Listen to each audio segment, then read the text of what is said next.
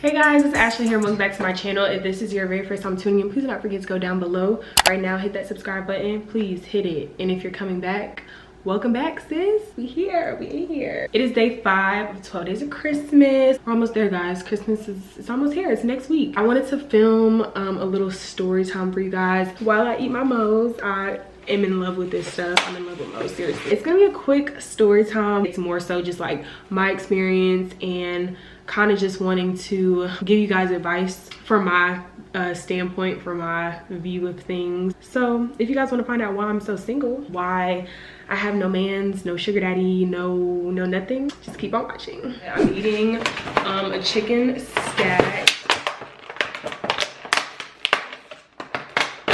Okay, got that. Wow, they only gave me a little bit of chips. Stingy is what they are. They cut it in half for me. See, but off the Mo's don't do this, y'all.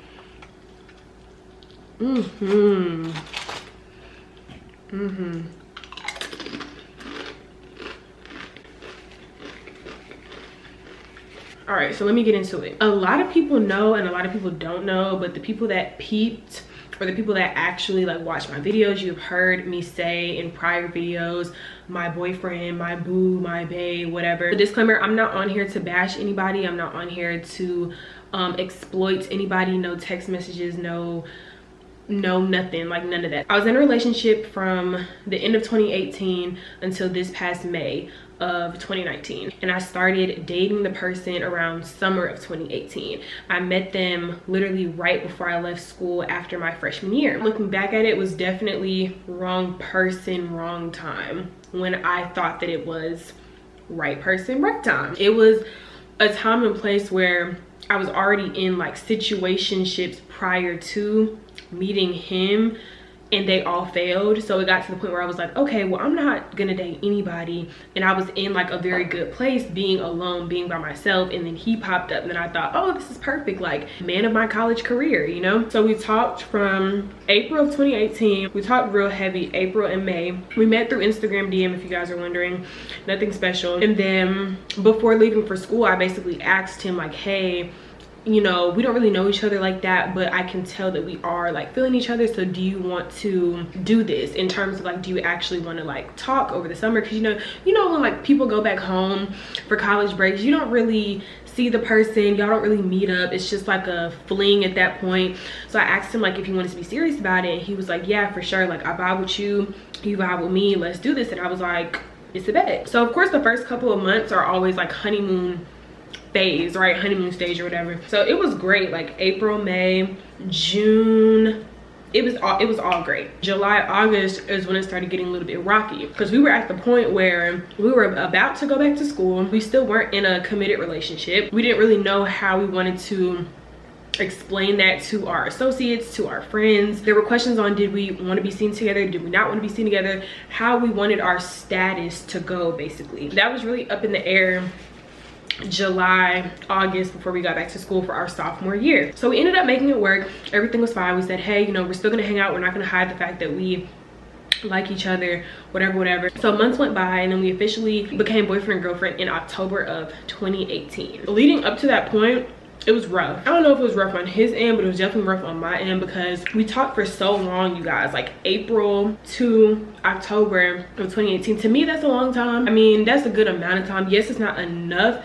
time. Now I know you should definitely take a good amount of time to get to know somebody and talk to them. But looking at it back then, I was more so like, well, damn, we've been talking and doing stuff for months now, so why is it that we're not together? So it was at the point where he was not even asking me to, he didn't give me any hints or signs or anything of me being his girlfriend. It was more so just like, we're just gonna continue to do this whole situation thing. We're gonna do this thing where we tell everybody, yeah, that's my boo, but we're not committed. You know what I mean? Like basically everything that relationship status is, but not a relationship. And I just didn't understand that. Like I've never been like that. I feel like if I'm down for a person, they need to be down for me, and there doesn't need to be any question about it. And it was just very, very rough on my end, because I started questioning myself, and I started thinking, well, what am I doing wrong, and what is he not seeing in me? What is he not liking in me? Like, why am I not his girlfriend yet? Basically, that was the question. It got to the point when I started dropping hints, basically letting him know, like, okay, I'm wifey material,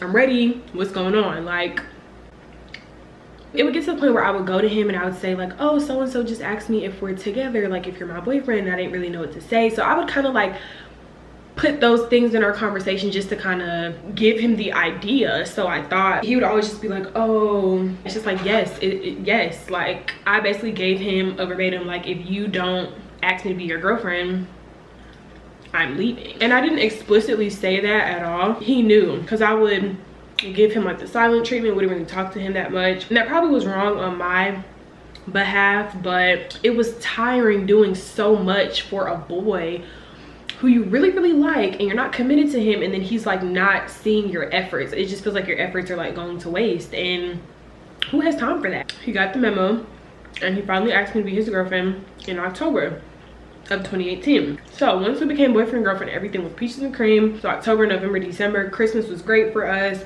Going to the new year was fine. Like literally this past spring semester of 2019, that's when it started getting really rocky. Spring semester, we noticed a lot of personality traits about each other that clashed. Things that I took seriously, he might not. Things that he took seriously, I might not have. It was just a lot of misunderstanding of each other, miscommunication. Our communication was like out the window. Like, it sucked. It was bad. We kept pushing to be together. We kept trying. Every time we had an argument, we would take like these mini breaks. Like, they were bad, y'all. Like, we would take mini breaks like weeks on end, or maybe like 3 days or so, and just kind of like be dry with each other, or just not talk to each other at all. And then in the midst of that, there was a lot of like, now looking back at it, it could have potentially been cheating or trying to reconnect with people from the past. And it just made me question a lot. Also, you guys know, like, my faith is very important to me, and he, you know, not judging anybody's like upbringing, we were on two completely different spectrums on that end. I guess he felt like I was like pushing him too much in that direction, so I kind of just stopped. There was just a lot of disagreements, a lot of arguments. So here's where the breaking point happened. Last semester, spring semester, it ended, I want to say the first week in May, and I kind of like live in Valdosta in a sense, you guys, because I do have an apartment there. I only come home like every so often. So I was still there in Valdosta, and he decided to stay like 5 days with me before going back home for the summer vacation, which was this past summer. I'm thinking these 5 days are gonna be great, like 5 days with your boyfriend. Like, we've actually never spent that long with each other. Funny, right? We've never been on like vacations. We've never gone to each other's families' houses. We've never done anything like that in the year of us dating. We never did. So this would be like the first time of like a mini retreat in a sense at my place. So I was pretty hyped. I was pretty excited. But within those 5 days, all hell broke loose. We argued. We were super petty to each other about the smallest things. We really couldn't get around it in any way. Like, we would really try to not be like that towards each other, but it just always happened. And like I said, it was a personality thing. Like, certain people just can't really be in the same area with each other for too long, or certain people really just can't function with the next person for that long, and you don't realize until later on down the line of y'all's relationship or y'all's friendship or whatever the case may be. So I feel like that was the point in time when we just kind of realized we might not really be compatible, and even so, we still tried to make it work. 5 days were up, he went back, I'm still in Valdosta. I go home maybe like a week or two later. I got back home, I went to go see him one time before the breakup, and it was kind of bad now that I think about it. I want to say we went to the movies. Again, we just had a whole attitude with each other. Like, it was so toxic at that point. I didn't really know why. Like, at that point, I was like, I know it's not me, because I really don't know what I'm doing wrong. He didn't see what he was doing wrong. That was that one time. After the fact, I noticed that he was being very distant. He wouldn't really text me as much. He wouldn't call me as much. Granted, he was starting his summer job, so he had to go through like training for that job. And I understand the training process, because the previous summer he did the same thing, so I understood, but that didn't stop him from contacting me or anything of that sort. I understand that he was busy and whatnot, you know, you don't have to text all the time, call all the time, but it was like a routine that was kind of already set for us, and then he was like breaking the momentum, and it was just very weird. It was off, it was awkward, and he didn't say anything, you know what I'm saying? So I'm over here confused, not understanding why my boyfriend is not communicating with me much or talking to me much. I mean, yes, I knew that we kind of had a bad 5-day retreat or whatever, and that the last time we seen each other, it wasn't the best, but like we still make it work at the end of those bad days or bad times. Let's just say I felt like he was more so a friend than a boyfriend, and that's a terrible feeling, to feel like you're so distant from your boyfriend to where you just feel like he's just bro. That's all it was. And I told him, I let him know how I felt, and he was like, I didn't notice it. I didn't see anything wrong. I thought we were just gonna get back right like how we always do. This is like a reoccurring thing. Like, we always do this. We always fall off for a little bit, and then we come back and we're like, oh yeah, like we're gonna be fine again, and then the next time it happens again. So I was like, no, because this happens too much, you know. I said, I'm gonna give you the benefit of the doubt this one time, and we gonna see how it works. I said, I'm gonna need you to like change what you're doing though. Like, you're being distant. You're not really like hitting me up like that. Like, you're treating me like I'm a bro, like I'm a friend, and I don't like that because I'm not doing that to you. So I basically told him, like, can you do better? Can you work towards the relationship a little bit more? And he was like, yeah, he agreed or whatever. So I gave him maybe like a week or two just to kind of see like what was going on, or if he changed rather. And it didn't. It actually got worse. So we jumped on a phone call one night, and this is the night of the breakup. I think I called first, and I basically just told him how I felt. Again, this time he actually agreed. This time he said, yes, I've been feeling the same way. I understand that we're, you know, not in the same area like of location, because at the time I'm at my parents' house, he's at his mom's house. We stay like an hour away from each other, so we couldn't really see each other as much, but at the same time we've never let distance be this huge thing to where we don't treat each other the right way. He admitted that he felt the same, and he was like, I just don't know what to do about it. I don't really know. You know when guys just be like, I don't know. Whenever you ask him a question, I don't know. Well, how do you feel about this? I don't know. That's kind of like, that was basically his response the whole time. And I'm like, okay, well, we need to get down to the bottom of it. We need to get down to the nitty gritty. So mind you, this phone call lasted from, I remember this so vividly. It was on a Sunday, and it was Sunday after I ate dinner with my family, and I went back to my room. I was in my room for maybe like 3 o'clock in the afternoon.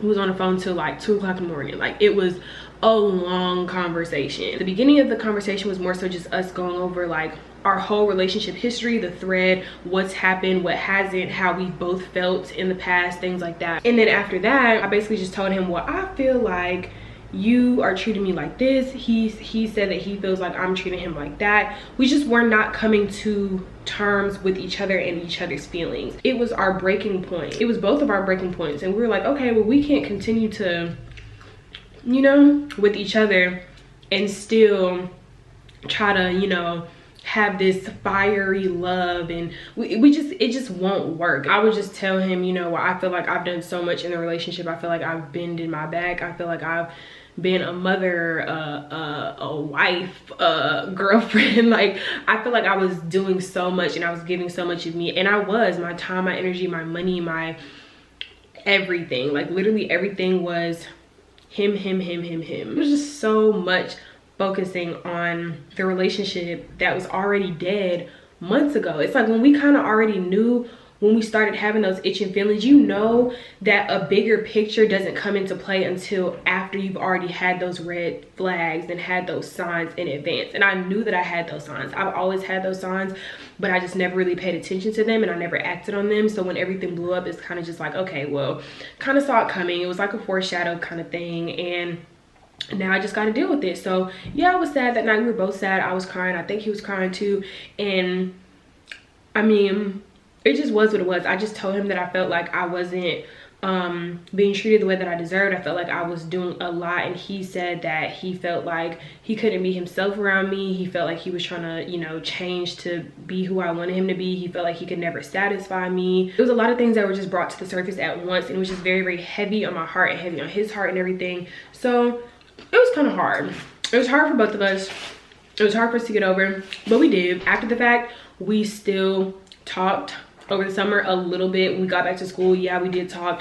That was a whole mess in itself. I will say, like, if you are out of a relationship with somebody, don't even try to like step back into the ball game. Don't even try to like, just don't even try to put your foot in or even test the waters a little bit to see, oh, maybe it'll work this time. I mean, unless y'all are like soulmates and you know it, don't even try, because that's just going to be a whole nother, I don't even want to, that might be another story time. I don't even want to get into what happened when we did try to still be friends and we did try to still communicate with each other, and how other people came into play and I got my feelings hurt. I just say all that to say, I just realized that it wasn't working for either one of us, and I realized that the things that took place needed to take place. I realized that our personalities were clashing. He realized that too. And I mean, it just is what it is, and it was what it was, and I really don't regret it, and I really don't want to go back to the situation. My advice to you though, ladies, know your worth, know what you stand for, stand firm on your morals and your values, and you know, just the person that God created you to be. Just don't really fall short for anybody else. Don't put all your eggs in one basket. And I say that to say, like, in terms of focusing so much on something or someone, knowing that it's probably not going to benefit you in the long run, definitely weigh your pros and cons. Just think about it smart and think about it hard, and just know that you're better than what you put up with. If it's bad stuff, if it's stuff that it's draining you, if it's stuff that's taking away from your education, your schoolwork, just know that you're better than what you're putting up with, or what you have put up with. And if he is watching this, I mean, I really have no hard feelings against him. Like, I told him this pretty recently. There's no hard feelings. I personally will just not be friends with you again. I won't even have any type of relationship with you again, because when I tried to go back, it hurt me again. You know what I'm saying? So it's just a lot. It's deeper things that go into it, but what happened, and I'm okay. I'm good, and I learned, and I'm a lot happier, and you know, that's just the way life goes. So that is all for this video. If you guys enjoyed it, please do not forget to give it a big thumbs up, comment down below, subscribe, let me know if you have a similar story, and yeah, I will see you guys in 12 Days of Christmas, day number 6. Bye guys.